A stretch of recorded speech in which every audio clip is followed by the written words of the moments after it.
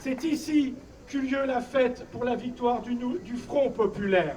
Aujourd'hui, les candidats sont du nouveau Front populaire, mais ils sont les candidats de la République, des valeurs de la République. Il suffit de le voir, mesdames et messieurs. Ça y est, les vernis craquent et la réalité apparaît au grand jour. On découvre des candidats du Rassemblement national. Nous sommes dans un contexte exceptionnel. Chacun, le 7 juillet, a entre ses mains le destin de la France. Quelle France ?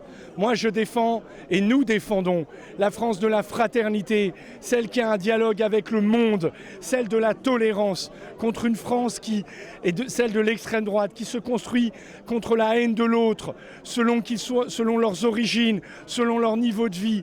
Eh bien, moi, je le dis, nous devons défendre cette France fraternelle. On voit bien que les candidats du Rassemblement national incarnent la haine contre les gens de couleur, nos compatriotes de couleur, contre les binationaux, l'intolérance religieuse. Ça n'est pas ça la France. Nos partis en 5 jours, même pas 4 jours, soient capables de s'entendre sur un programme qui réponde aussi aux questions de fond qui ont fait monter le Rassemblement national. Et ces questions de fond, vous les connaissez, nous y répondons de façon concrète.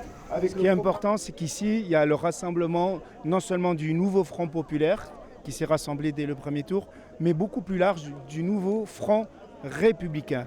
C'est-à-dire les gens qui refusent le projet funeste du Rassemblement national, qui est la mise à bas des valeurs de la République.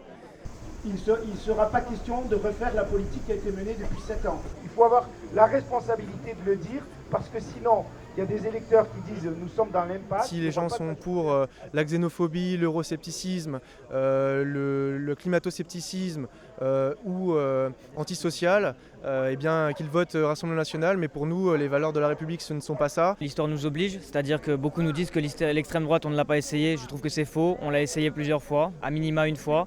Et on a vu le résultat et je pense qu'aujourd'hui la seule solution face à l'extrême droite, c'est de voter à gauche, c'est de voter Front populaire. Tous les candidats du Front populaire ont la même vision, c'est-à-dire une société plus juste. Je suis inspecteur de l'éducation nationale notamment.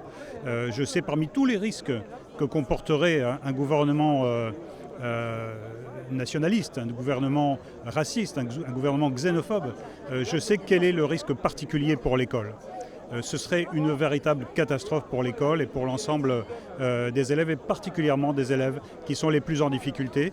Et c'est pour cette raison que j'ai décidé donc de soutenir très clairement les candidats du nouveau Front populaire qui présentent un programme alternatif et qui présentent des premières mesures qui sont à même de répondre aux difficultés de l'école aujourd'hui. Nos excellents et futurs excellents parlementaires trouveront des chemins pour assurer un avenir pour ce pays qui est un grand pays parce qu'il porte haut et fort la valeur universelle de fraternité. Merci.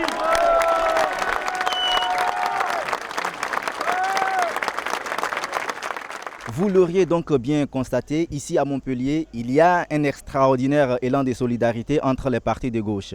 Leur objectif, empêcher Jordan Bardella d'arriver à Matignon.